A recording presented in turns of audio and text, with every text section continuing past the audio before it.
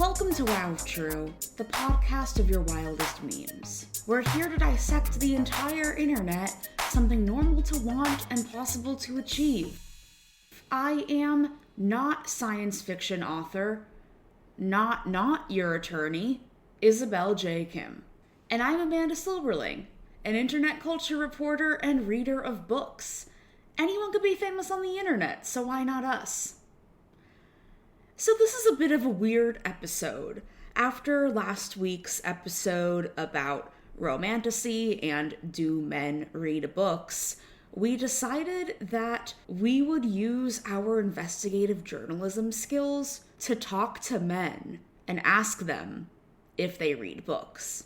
You might recall from the last episode, we talked about an article by Constance Grady in Vox about how there is this statistic that floats around about how men don't read, and this statistic always puts everybody into this moral panic over like, oh my god, men don't read, and that's why, like, men are voting for Trump, and men are doing this, and men are doing that, and everyone gets really worked up about whether men read or not. But this writer tried to track down the origin of the stat and then realized that we're not sure where that came from. So of course, like all good statisticians and scientists do, we talked to like 5 or 6 men about books and if they read or not. We have 4 separate audio clips here. I don't know what order I'm going to put them in yet, so this is not the order, or maybe it will be. Isabel interviewed a group of her friends inside of a sauna. This is why we are not real scientists, because this is not a representative group of men. 2 of the 3 men in this sauna are AI startup founders. They all read ML papers for fun, ML being machine learning. This is not a representative sliver of men, but they don't read because they read ML papers. We have an interview with Sam of Podcast Music fame, who did the first edition of our Podcast Music, RIP. He reads nonfiction books about the Soviet Union because he can argue with Marxists on Twitter better. Then we have beloved editor David, who does indeed read books, but has drawn a line that he doesn't read romance because he had a bad experience with Pride and Prejudice and zombies as a child. And then there's Eric Silver, who is a former high school English teacher and has some really hot takes about how maybe women are the problem. Honestly, we are. I think we are all the problem, just humanity in general. What did we learn from this? Some men read and some men don't. But I do think that one trend we noticed here is that there's an emphasis on efficiency and self-improvement in some of these men's reading habits. Is this why men don't read fiction? Are we just going to generalize about all genders forever? I don't know, but enjoy this episode in which we do some hard-hitting investigative journalism and talk to men.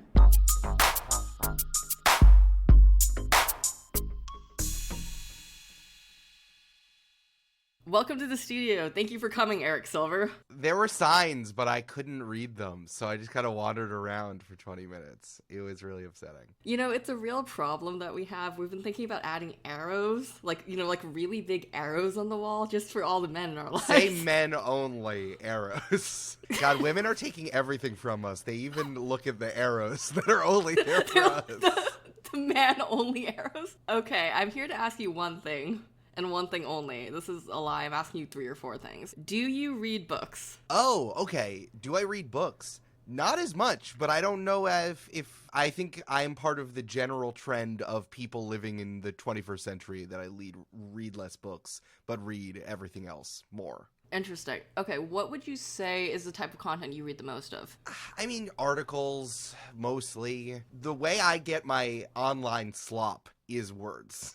I'm not a short-form video girly, or man, as it is. So you're not on TikTok is what I'm hearing. Like, I get it. I'm not one of those people who's like, oh, I think TikTok is terrible and fully funded by various governments to get it. Like, I just never my TikTok algorithm and my Instagram Reels algorithm never really grokked me, but like I like the blue sky Twitter flow. I read a bunch of articles. I read a ton of like tabletop RPGs, comic books / graphic novels. Comic books and graphic novels counts as books. I think, okay, for the purposes of this, the reason that me and Amanda were asking people about this is A, funny, B, there's a statistic about like men reading books way less than women that apparently just gets quoted everywhere, that somebody in Vox did like a deep dive on and realized that the statistic is like horseshit. Yeah, that doesn't surprise me. Isabel, can I hit you with a gender essentialism back if we're generalizing about men? Oh, fuck yeah. Women will do anything other than ask a follow-up question.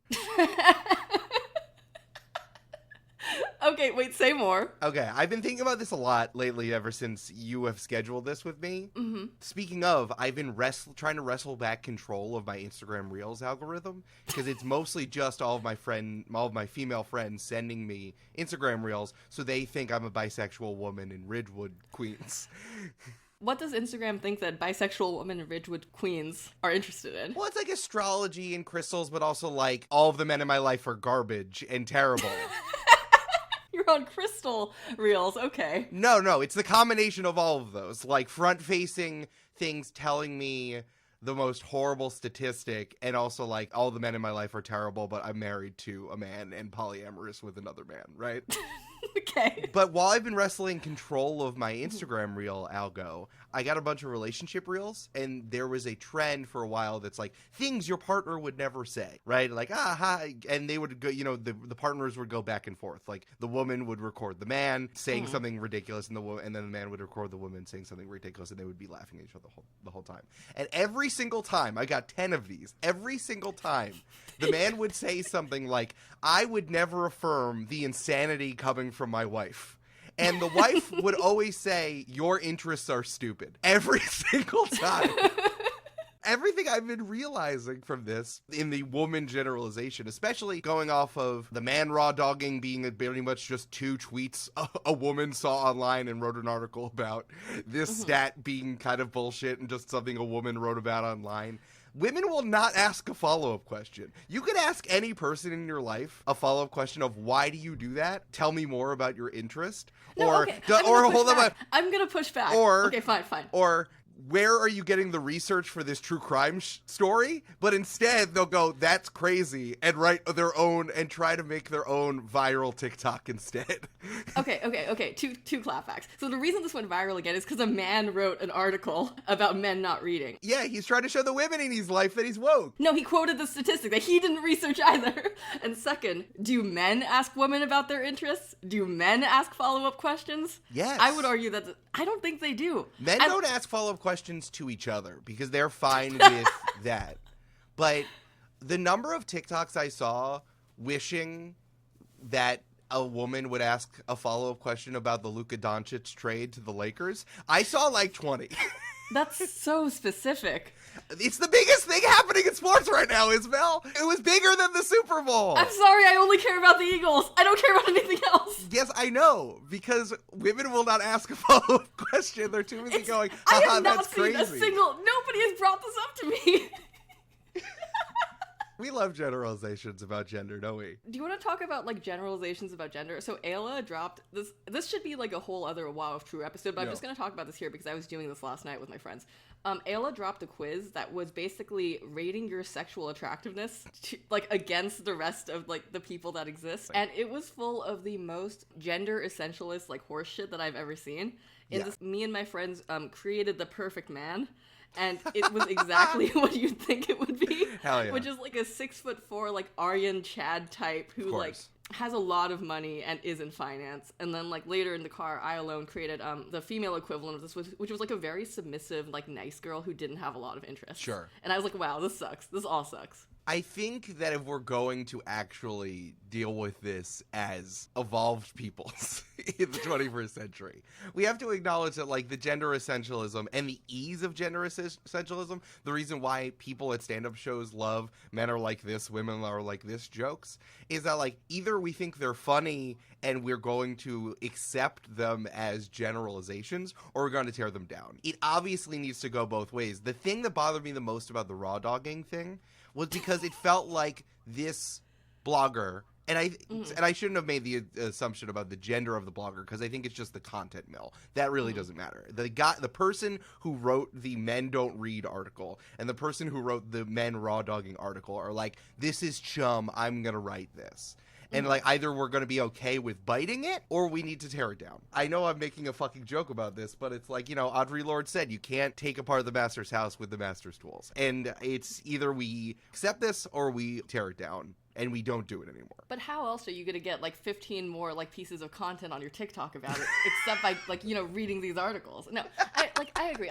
My beef was book talk and, book content is that the same pieces of, beef will go around every 6 months, and men not reading is a classic piece of that beef. But it is really funny to, two things. First of all, very funny to just ask people in your life if they read, because people will get defensive about this in a really interesting way. Because I think what it is that people sometimes associate the act of reading a book as something that is quote-unquote morally superior to, watching a piece of content. Oh, yeah, we've been having is a Kindle a good or a bad thing fight since it's existed, yeah.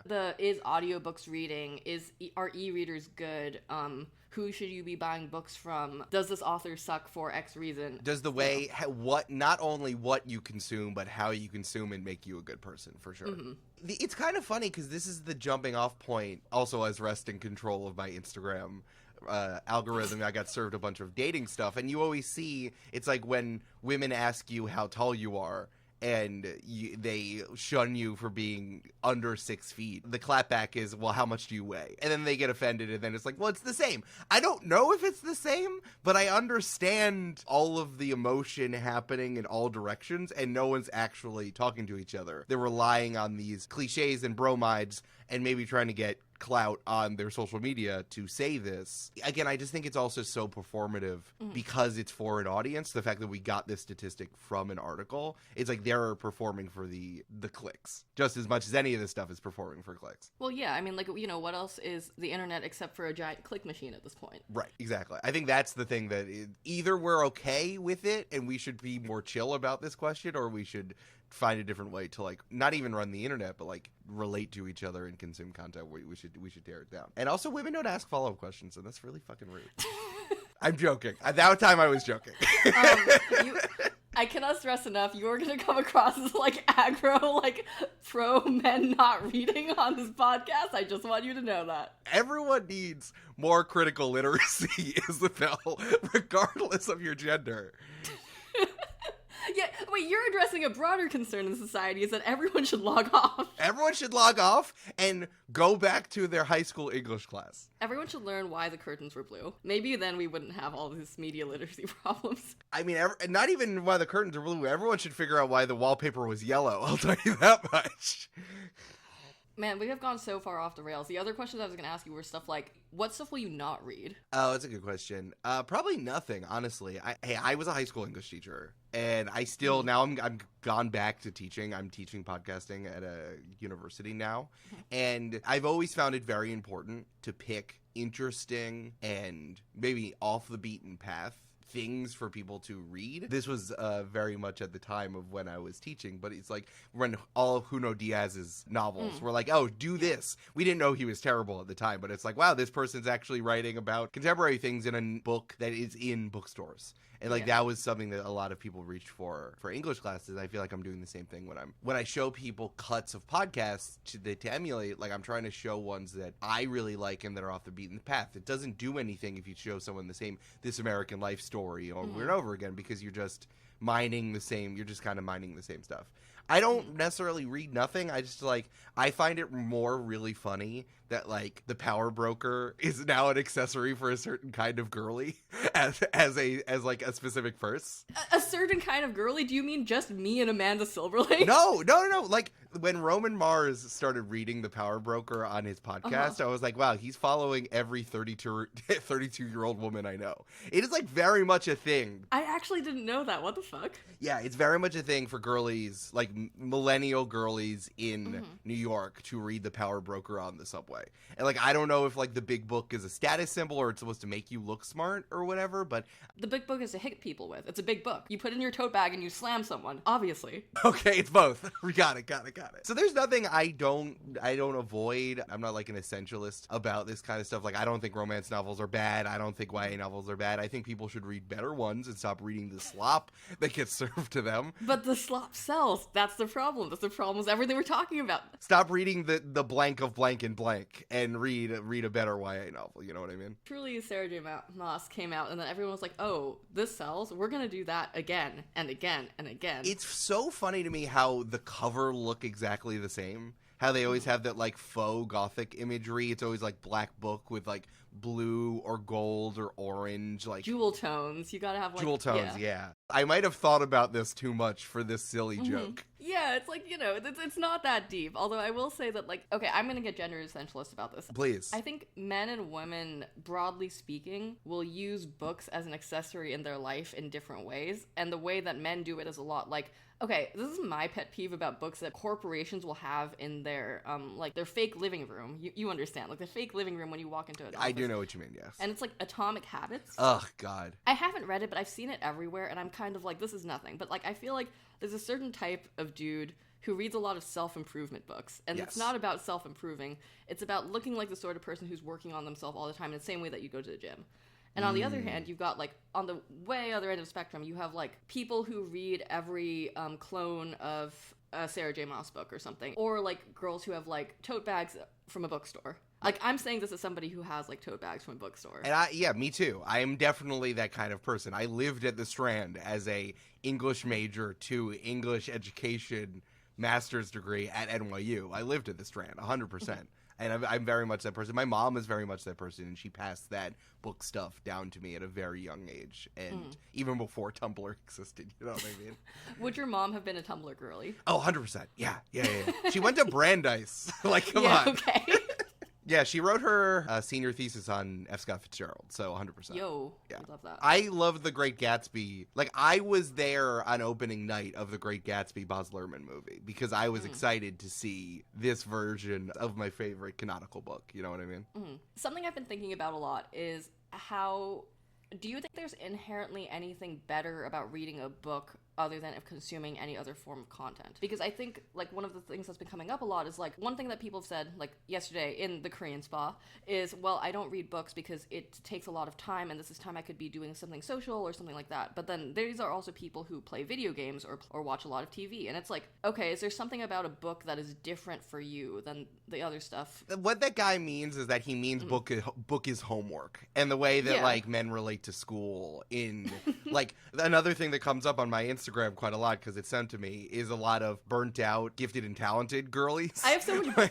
Okay, anyone who's saying any shit about them being like a gifted kid, like just stop. You're a grown up. You need to do other things. Isabel, you put your money where your mouth is by getting a lawyer degree and then writing a novel. Things that these people would literally never do. They're making TikToks about it instead. I play games a lot too. And that's the thing that I like to do to decompress more than read. Reading to me feels like the job, and being on guard, but as a critic, thinking critically about stuff. So that's why I like to play Mario Kart and listen to podcasts.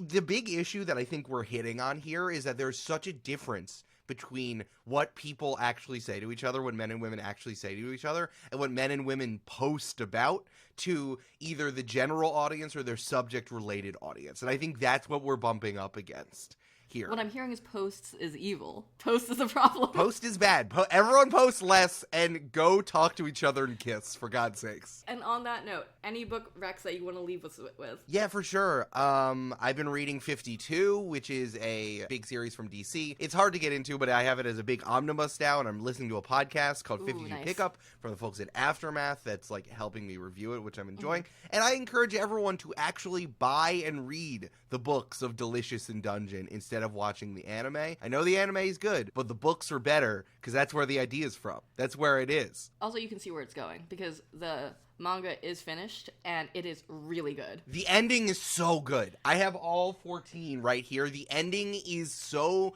good. What people don't understand because they're too busy making blorbos out of senshi and and pairing the two ladies together is that, like, the story is so much better than just the premise, which is why this thing is so fucking good. Okay, my beef with manga is that, like, a lot of the time it's just they scale so far and they get off the rails and they try and bring it back on the rails, and then it's too late. It's been 10 years. Oh god, what have we done? One Piece is doing fine, Isabel. Leave him alone. I love One Piece, but also, like, for the love of God, I'm so afraid the man is gonna die before we find out what the end game is. I'm just saying, it's been going on for my entire life. Not my entire adult life. My entire life. Real. I just want to see how it ends. But, like, Delicious in Dungeon and, like, Fullmetal Alchemist just felt like a complete story. And I'm like, this is great. We love this. Fullmetal Alchemist is good, and why I love long-running serialized stuff, whether we're talking about TV or books or manga or whatever. Where it's like, okay, the premise is really good. For Fullmetal Alchemist, the short king and his brother who's in an armor suit are trying to figure this thing out, right? And then it goes, and interesting hook, and it goes everywhere. Similarly, Delicious in Dungeon, adventurers go back into a living dungeon and have to eat the monsters as they go. Great hook, but wow, they go in so many different directions with that story, and you gotta hang on. And it's so much better than just what people are blorboing about. Yeah, so go read that. Okay. Go read it. This is a big moment on Wow If True. Just kidding, this is a lie, but I'm gonna tell the lie anyway because it's funny. For the first time, we have a cisgender heterosexual male in our presence. Let's go. What's good? This is a great opportunity for investigative journalism, for us to really get to the bottom of what do cisgender heterosexual men think about things? That's what's up. Do they speak in catchphrases? Hell yeah. Should I introduce myself? Sure. What's good? I'm Sam Rizer. I'm the former theme song maker for Wow If True. I learned recently it's no longer the theme song. A little hurt by that. But medium time friend of Amanda. Yeah, what's good? Medium time friend. I've been friends with some people for like 30 years. That's okay. Yeah, how did you feel when we changed the podcast music? I understood it. Every time you gotta like freshen it up a little bit. I think mine's better. Oh, it had a little boop boop. I was working on my jungle remix of it. Every now and then I will revisit the Wow If True like DMB cut, or the Wow If True Jersey Club edit, which I think I did send you before. They're gonna be playing the Wow If True Jungle Club remix at Berghain. No. Berghain. Berghain. Speaking of Berghain and Eastern Europe.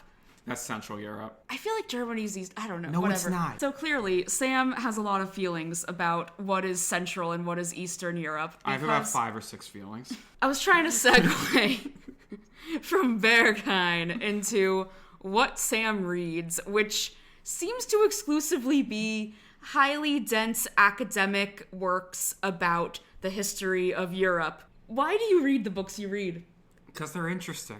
They pose like interesting questions. Actually, full confession. I started really getting into a lot of like Eastern European history books, specifically the Soviet era, because a lot of my following is Marxists on Twitter who will get into arguments about this stuff. And sometimes people will post screenshots of these books to like support their argument or something interesting they read. And I'm like, that's actually pretty interesting. That's a pretty interesting like snippet or perspective on something. And I would sometimes reply, or sometimes I'd be like, hey, what's this book? And they'd be like, oh, it's like such and such. Like Women, the State, and Revolution by Wendy Goldman. I think Wendy Goldman. She's a American scholar. I think it's a book from like the 90s. The one book you've read by a woman. I've read about 4 or 5 books by women. Oh, I read your favorite author, Sally Rooney. No. Sam has a bit where he makes up believable lies about me, such as Amanda played field hockey in high school. Is that your favorite author, Sally Rooney? Yeah. My favorite author is not Sally Rooney. I am a Sally Rooney hater because I am a hater. So, you started reading dense academic texts about the Soviet era so that you could argue with Marxists on Twitter. Is this correct? Yeah, basically. But also because it was interesting. It was genuinely interesting. You know what? I think it's okay to be motivated by spite. I'm nothing but love. As much as I want to judge you for reading academic texts for the purpose of arguing with Marxists on Twitter, I have read books about Israel recently for the purpose of having more informed conversations with my family. Fair. I will say I haven't read it for argument purposes in a long time. It was like the original argument kernel spawned a genuine interest in a lot of this material, like Soviet history. This current book I'm reading right now on like the world systems and trade between like the different like spheres of the world in the 12th and 13th century. What the fuck else did I read? Well, let's pivot. What do you think on this glorious day that has only happened twice in Philadelphia history, where we wake up to an Eagles Super Bowl win?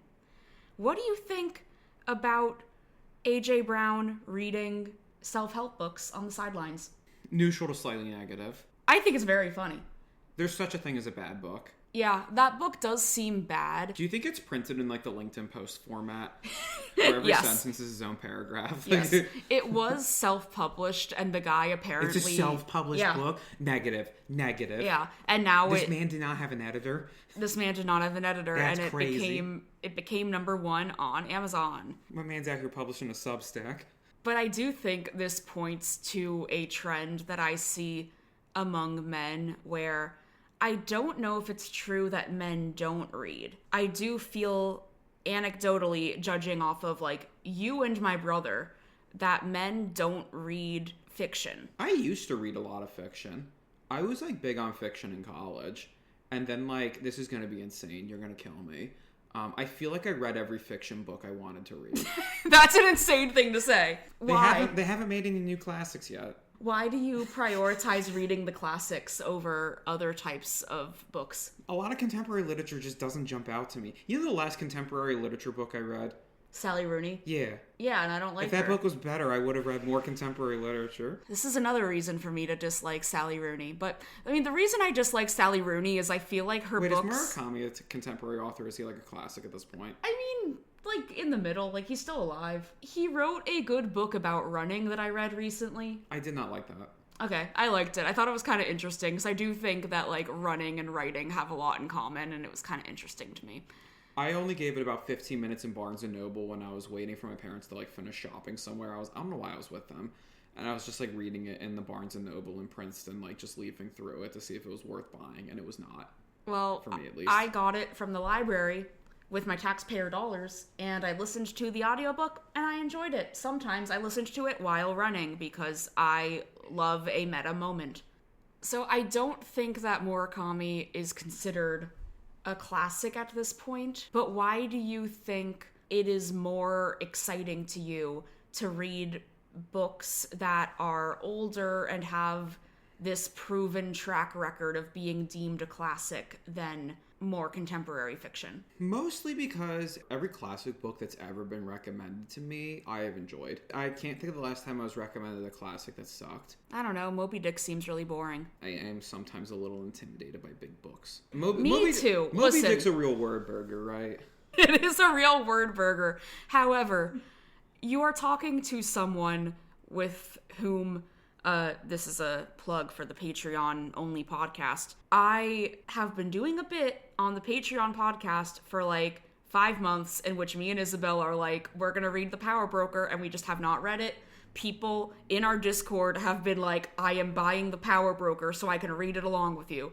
And I have read maybe 10% of The Power Broker, but not even consecutive percents. Like, I read the first third of the book, because the audiobook is in 3 different sections, but then the first of the 3 sections is always checked out from the library because people want to read the first part but not the later parts. So then I was like, you know what, I'm just gonna borrow the second part, and then you listen to it and you fall asleep.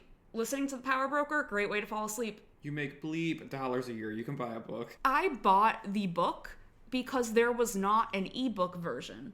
Oh, right. And I now didn't... there is, though. No, yeah. And I bought the physical book like 2 weeks before they announced that after decades, Robert Caro was finally like, you know what? Fine, we'll make an ebook. But I do want to think more about this reliance on prestige to justify whether you should read a book or not. Because from my perspective, there are times in which a book becomes a classic because it's really good. And there are times in which a book becomes a classic because that is what the literary people of the time decided was good. And the things that people decide is good is not always good. For example, Sally Rooney. I think Sally Rooney's books are just like, have you gone to college? Did you have weird experiences dating in college? And did you have weird experiences in college in which you were in a different financial bracket than other people at your school? That is all of Sally Rooney's books, and I say all of them when I've only read Normal People. But reading Normal People, it was just like, yeah, I also went to college, and I also had less money than, like, extremely wealthy people. She was like the Shakespeare of writing about situationships. But what would make you want to read contemporary fiction? I don't know, because I have read some contemporary fiction. Generally, if I see like buzz about it on social media, I think I'd be more likely to give it a chance. Do you think that your perspective on social media is inherently biased? Yeah, probably. I feel like sometimes I am interested in things because somebody I respect is interested in something. So I tell myself I'm interested in it, like book-wise maybe. Do you respect me? Yeah. Can I recommend books to you? Sure, yeah. But here's the thing. You're like a big reader.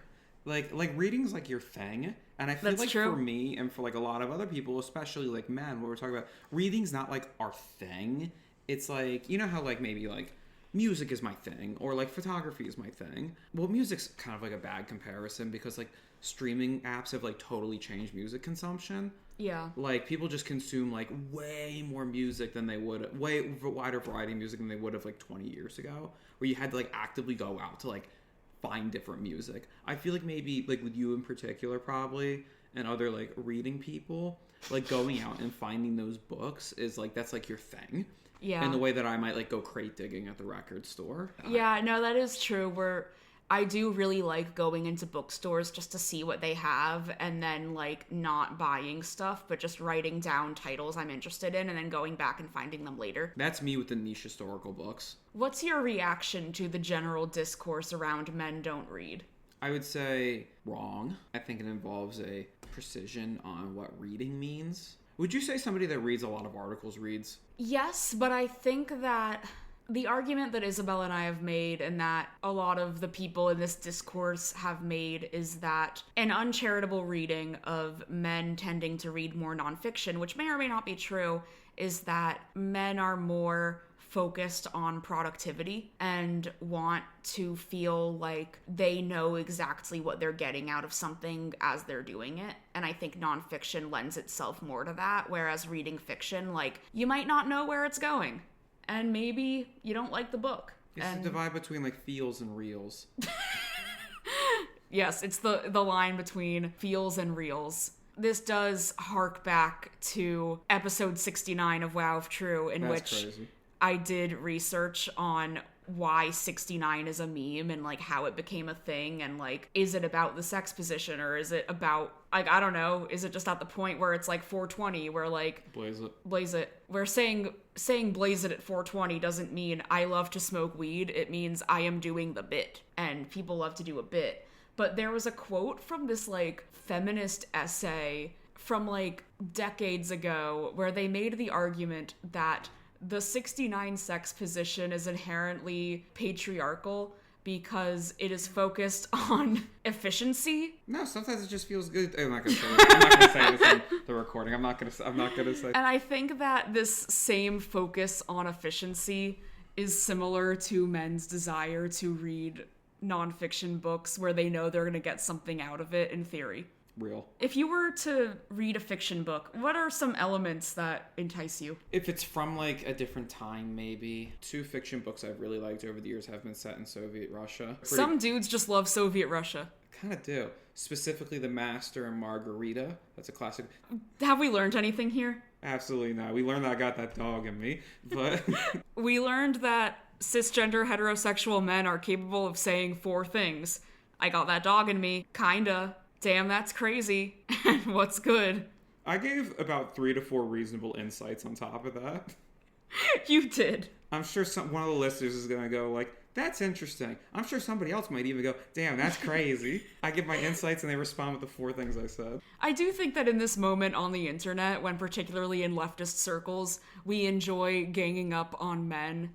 I do think sometimes... You do it on me in real life. I do. Yeah, everyone does. I get ganged up on all the fucking time. But I do think that you could equally make fun of me for the times in which I have explained in depth to you the intricacies of the relationships between couples on HGTV's The Flip Off. And you did hit me with a damn that's crazy, and I was like, damn, yeah, it is crazy. It's crazy. It kind of is. Kind of is. Kind of was crazy. Kind of is.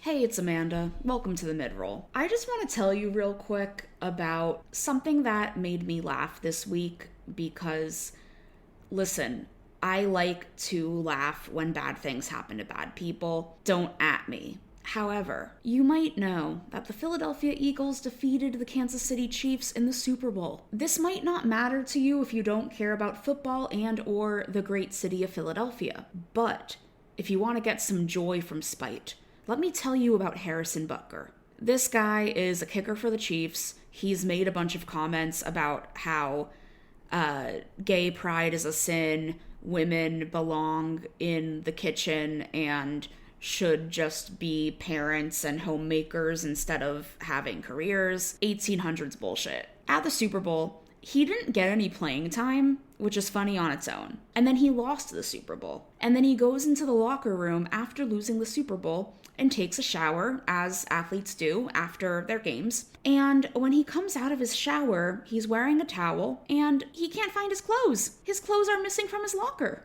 What's he gonna do? He has no clothes. So someone out there decided to prank this man while he was already down from losing the Super Bowl. And now there's a bunch of articles like, embarrassing thing happens to Chiefs kicker Harrison Butker. Am I a bad person for taking joy in this? I don't know, but you know who is a good person? Our newest patrons, Ben and Nathaniel. You can join them at patreon.com/wowiftrue. We got our exclusive monthly podcast where theoretically we talk about books, but then we just talk about whatever we're thinking about. Sometimes it's books. We recently talked about Babel by R.F. Kuang. So come join us and fuck the Kansas City Chiefs. This week at Multitude, we want to tell you about the Multitude newsletter. If you feel like social media is all over the place, you're not sure where to follow your favorite shows, you're worried that you'll miss out on things by not being on these terrible social media platforms, yeah, that's a relatable feeling. A newsletter is a good way to keep up with what's happening at Multitude without the baggage of being on social media if you don't want to be on social media. Sign up at multitude.productions/newsletter. The monthly newsletter keeps you up to date with news from Multitude, live show announcements, articles that our members write about the podcasting industry. I wrote a little blurb just about how I like gymnastics. Sometimes there's just fun stuff like that. There's pet pictures. So sign up for the newsletter. And also, while we're at it, should Wow True be on Blue Sky? Let me know. Hello, we're in the sauna. I'm asking men if they read. I went to the sauna. These are not random people. They are my friends. Would someone like to give a description of the room we're in? We're in a hot room with like stones on the wall, and it's like clay and dome-shaped. Yeah, there's a And we're sitting on mats. How hot is it in here? It's 100 degrees Fahrenheit. Yeah, and we're doing podcasting because I brought my phone in. I'm here to ask one question and one question only. It's not one question, it's like four. To the men in this room right now, do you read? Sorry, I'm not a man. Can I say something? Yeah, you can say something. Is there like a threshold, like to be considered a reader that you're looking for people to hit? No, the question is more like, have you read a book recently? Define read. Define recent. What do you think reading is, Wenry? Yeah. Well, no, right? Like, I read a lot of stuff like research, I read a lot of news. Like, does that count as reading? Because No. those are a lot of pages, too. So specifically, we're talking about books because there's a statistic that goes around a lot that is like... Define book. Statistic Does a textbook count? No. Right? I think this has to be, you read a book for pleasure. It can be either nonfiction or fiction. Oh, you know how Pleasure, that's different. Wait, I don't people read read like textbooks books for pleasure, though, right? I guess if you can argue that you've read a textbook for pleasure reading, that counts for this. I read a lot of papers for pleasure reading. Does that count? I think it has to be a book because we're What specific. if it was like a collection of papers? That Just describe. I guess that's a describe book. What you read in the last. Okay, Amal, would you consider? Have you read a book recently? Recently, no. Last year, I think I did read a book. What is keeping you from reading a book? I read a lot of other stuff that's not books. Okay. Like I read a lot of primary sources. So like for example, like I enjoy reading ML papers. I've read a lot of ML papers. Probably read like somewhere in the range of like 40 to 50 ML papers in the last 3-4 months, something like that. Which is like a chunk. So I don't know. Weird flex, but okay. Well, I mean it's like a hobby. Weird hobby, but okay. Is it any weirder Okay. than reading? Tell Yeah. me that. Yeah. ML papers, yeah. I think you'll find more people in the world that like reading books than ML papers. What is Yeah. keeping you from reading things that are not ML papers? I am reading what I'm enjoying. I guess No, but like, why don't you want to read things that are So, ML? yeah, so Also, like- insane choice, by the way. there's like a stack of things that I like could be doing with my time, because like you only get 1 second per second, and like reading does not break into, reading fiction at least does not break into that like top. Why 10. doesn't that do that for you? I don't know. I mean, I just have other things that I'm like doing. Like there's work. I'd rather like get dinner with my good friend for example, than like read a book. Does fan fiction count as a book? Fan fiction does not count as a book, which What if makes it's me. like a really long fan fiction? No, that's still not a book. What if it's Well, like what if it gets Twilight. adapted into a book? I think if it gets adapted into a book, then you've answered your own question. Now it's a book. So 50 Shades of Grey. 50 Shades of Grey counts for this. Fan fiction is like high enough quality that it could be a book, but it's just not. That's still not a book, sorry. Okay. interesting? The reason that I'm being strict about these What's statistics the is stat? because, Yeah, you said yeah, that. it's basically somebody did a study at some point about how many books that like men and women read per year, Okay. and it is a statistic that once I think it was a Vox reporter or somebody did like a deep dive into where these statistics come from because it's like men are only like 8% of readers, some like very small stat, which is why it's like the male reading crisis. But so because of that, somebody did a deep dive onto is this statistic real, and they were like, wait a minute, everyone cites this without knowing where it really came from, and it's not real. It may or may not actually exist. I couldn't find the source, is what the reporter said, which is why that we're talking about specifically books and whether you've read one recently. While we're in the sauna, for everyone at home, we are getting hotter by the minute. I'm giving you up as a loss because you have bad nonfiction opinions. That's Max. Hi, I'm Max. I've read 4 books in the last year. Yay! It's February. That's actually like pretty good. Oh, no, in 2020. Oh no, that's bad. 2024. I thought it was still pretty good. What were the 4 books you read last year? I read Breath, Mm-hmm. Detransition Baby, Mm-hmm. Soul of a New Machine, Mm-hmm. and Babel. Which was your favorite out of these? Detransition Baby. Interesting. I Is these all started. fiction or non-fiction? It's a mix. Yeah, Detransition Baby and Babel are fiction. I don't know about the other 2. Soul of the New Machine is nonfiction. It's a story about, race to build computers. Yes, and then Breath is also nonfiction. Okay. It's about breathing. Breathing. Yeah.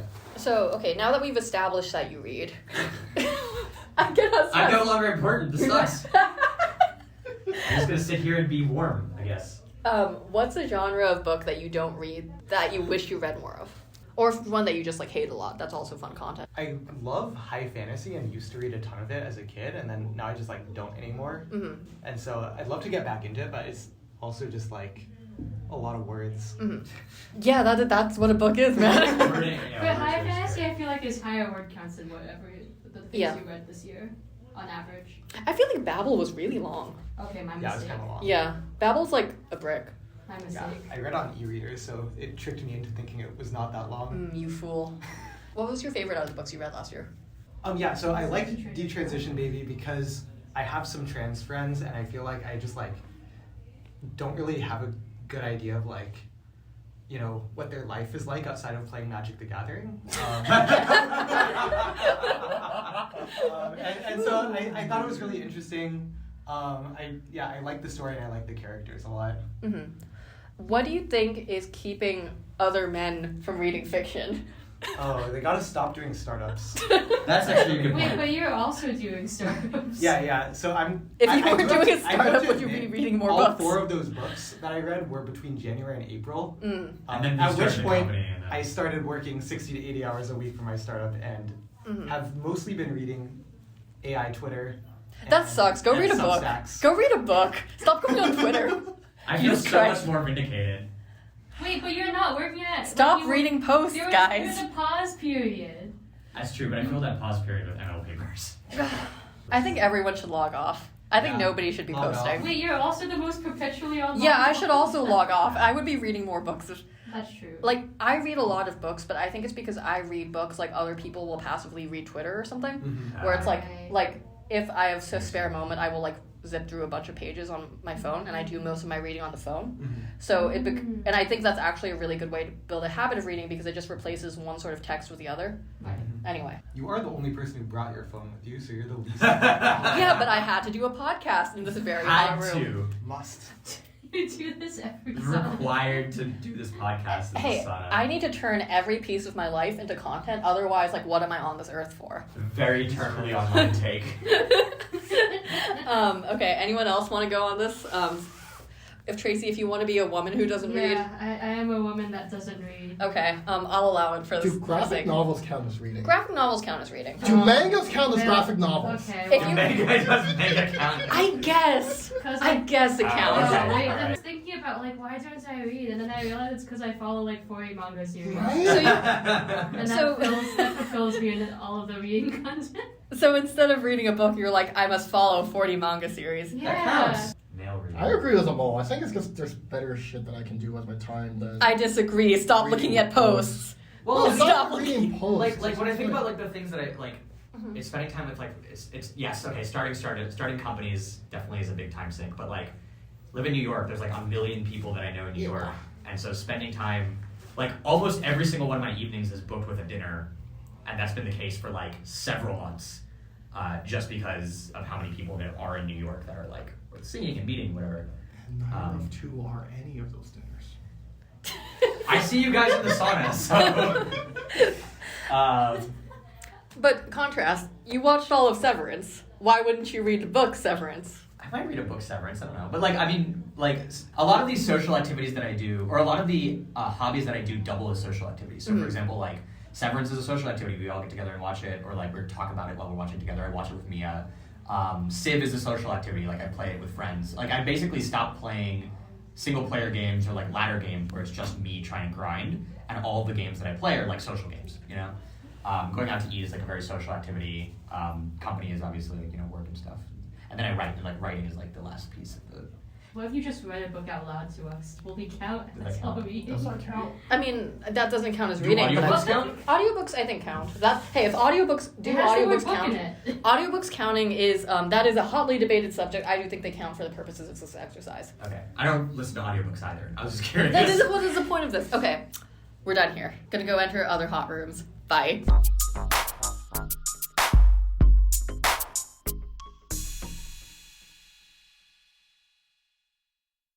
Okay, thank you for the call, David. Everyone at home, I'm on the phone with editor David, and I'm here to ask him one question and one question only. That's a lie. I have like two other questions after this. David, do you read? I do read. I don't read as much as I wish I was reading, but honestly, just the sheer amount of numbers that I racked up before this point, I think that gets me like a couple more years of coasting. So, Yeah, okay, for context, David reads as fast as I do, and we were part of like a group of us and then one of my other friends who were like, what if we tried to read like 365 books in 365 days, which we failed to do, but did read a decent amount of books, I feel like. yeah. So this is sort of a farce, but also, like, you are kind of skewing the statistics on men who read. Yeah, well, I think it's a good thing, because I think I read enough for people who don't read. Yeah, but I do like reading. I've read ever since I was a child. I read both the highfalutin stuff and also the non-highfalutin stuff. The low-falutin stuff, if you The will. low-falutin stuff, you would say. What am I currently reading?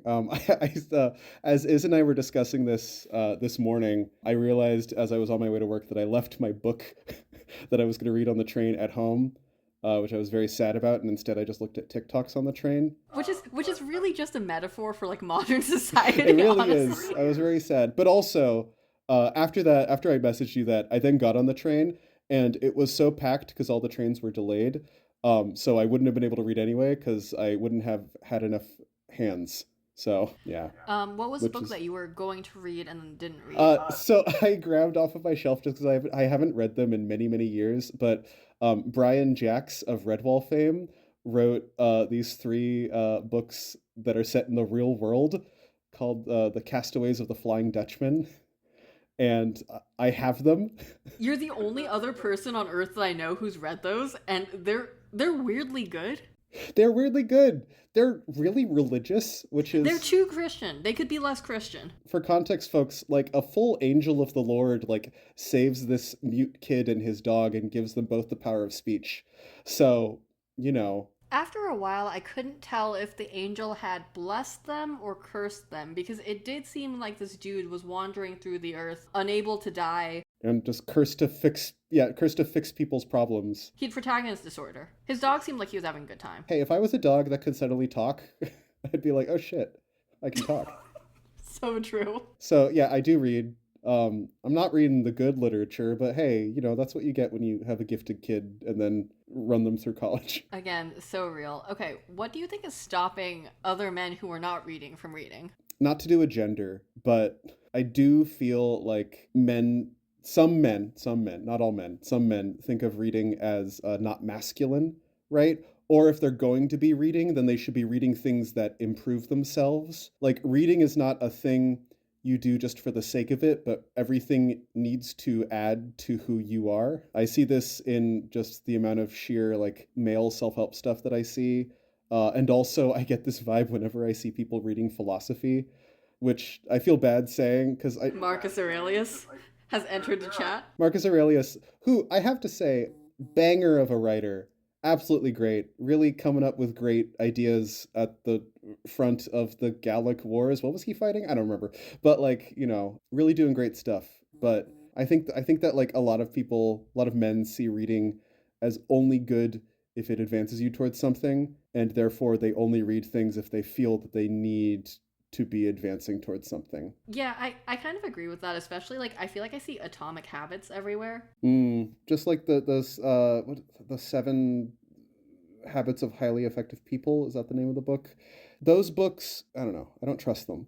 I read How to Make Friends and Influence People once, and I was like, honestly, this all seems like reasonable advice. I wouldn't want to read another one of these. It's like, oh, I've read one. Nice. I know how to influence people. Good. No more need of that. It's funny because I've entered the zone where whenever I'm reading like wizard fiction, I'm like, this is for work. The work? Writing wizard fiction. I mean, okay, if I can speak candidly, I am jealous that you get to make writing wizard fiction your work, and such that reading wizard fiction is your work too, because I have to read The Wheel of Time just for the fun of it, whereas you have to read The Wheel of Time because you don't want to copy what Robert Jordan was doing. So I'm reading The Wheel of Time with purpose.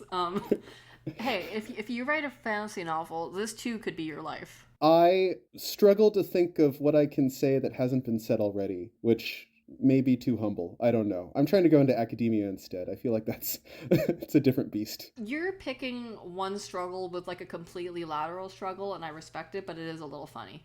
Mm-hmm. Since we have established that you do read, what is the genre of book that you don't read?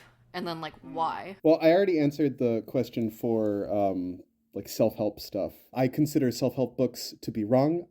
As a title, I think that they are self-help manuals. They are like what you buy when you want to fix your car, what you buy when you want to fix yourself. That is not a book. That is a manual. What are books that I never read?